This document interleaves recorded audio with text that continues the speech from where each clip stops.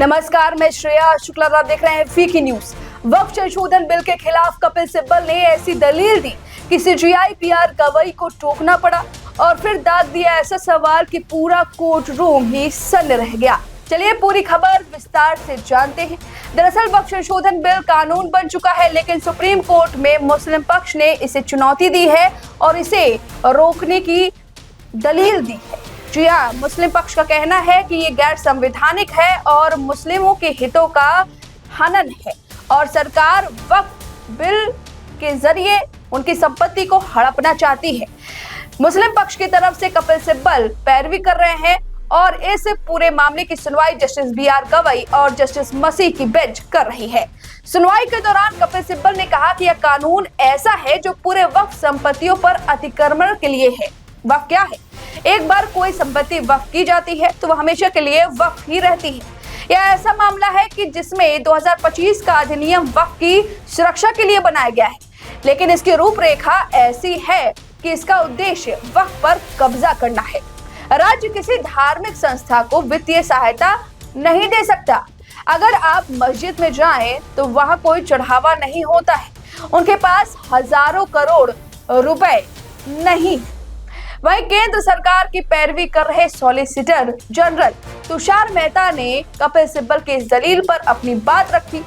उन्होंने कहा कि केंद्र ने अपनी 1332 पेज के प्रारंभिक हलफनामे में कह दिया है कि केंद्र ने अपने 1332 पेज की प्रारंभिक हलफनामे में कहा है कि 2013 के बाद वक्फ संपत्तियों में 116% की वृद्धि हुई है, जिसे रोकने के लिए यह संशोधन जरूरी था। हालांकि all India Muslim personal law board ने केंद्र पर गलत डाटा देने का आरोप लगाया है।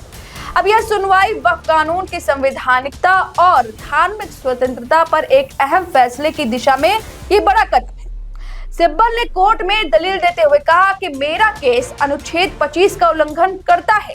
इस पर सीजीआई ने कहा कि नागरिकों से उनके धार्मिक अभ्यास को जारी रखने का अधिकार छीन लिया जाएगा, इसलिए यह अनुच्छेद 25 और 26 का उल्लंघन है। मेहता साहब, सॉलिसिटर मेहता साहब, जो कि केंद्र सरकार की पैरवी कर रहे हैं, इसको रिकॉर्ड करें। इस पर सॉलिसिटर मेहता कहते हैं कि हम रिकॉर्ड तो कर रहे हैं, लेकिन तथ्यात्मक रूप से ये गलत है। ये सुनते ही सीजीआई पीआर गवई भड़क गए और कहा कि हम आपसे ये नहीं पूछ रहे कि क्या गलत है क्या सही, हम आपसे कह रहे हैं कि बस रिकॉर्ड करिए। वही कपिल सिब्बल ने आगे कहा कि पहले केवल मुस्लिम ही वक्फ बोर्ड का हिस्सा हो सकते थे, लेकिन अब हिंदू भी इसका हिस्सा होंगे। यह अधिकारों का हनन है। आर्टिकल 26 कहता है कि नागरिक धार्मिक और समाज सेवा के लिए संस्था की स्थापना कर सकते हैं। इस मसले पर सीजीआई और एसजी के बीच तीखी बहस हो गई। कोर्ट ने पूछा कि क्या सरकार हिंदू धार्मिक बोर्ड में मुस्लिमों को शामिल करेगी। इस पर सॉलिसिटर जनरल तुषार मेहता ने कहा कि वक्फ परिषद में पदेन सदस्यों के अलावा केवल दो से ज्यादा गैर मुस्लिम सदस्य नहीं हो सकते। इस पर बेंच ने कहा कि नए एक्ट में वक्फ परिषद के 22 सदस्यों में से 8 मुस्लिम होंगे। इसमें 2 ऐसे जज हो सकते हैं जो मुस्लिम ना हो। ऐसे में बहुमत गैर मुस्लिमों का होगा। इस संस्था का धार्मिक चरित्र कैसे बचेगा? सवाल उठाया सुप्रीम कोर्ट के जज बीआर गवई।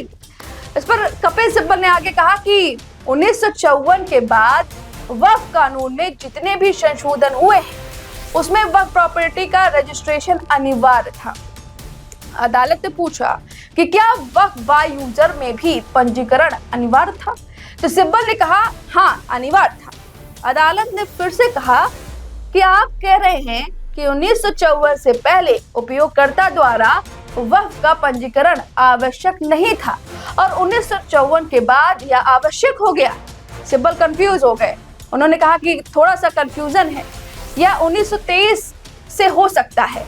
मुख्य न्यायाधीश बीआर गवई ने कहा कि बहुत दबाव है आप पर, सिर्फ हम पर ही नहीं है बल्कि आप पर भी।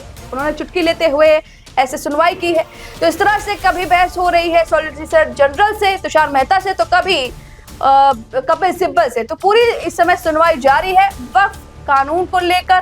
मुस्लिम पक्ष कह रहा है कि हमारे हितों का हनन है, वही केंद्र सरकार कह रहा है कि हम बचाव कर रहे हैं, क्योंकि इस वक्फ कानून के जरिए जो गैर जमीन को हड़प रहे हैं लोग, जो जिस तरह से हड़पना जारी है उसे रोकेंगे और गैर कानूनी तरीके से जो मस्जिदें खड़ी हैं, जमीनें हड़प ली गई हैं और हर जगह दावे किए जाते हैं, उसे रोकने के लिए हमने ये कानून बनाया है। अब इसी पर बहस जारी है, देखना होगा कि सुप्रीम कोर्ट का क्या कुछ फैसला आता है। फिलहाल इस सुनवाई पर आपकी जो भी राय है हमें कमेंट करके जरूर बताएं। वीके न्यूज, राष्ट्र के नाम।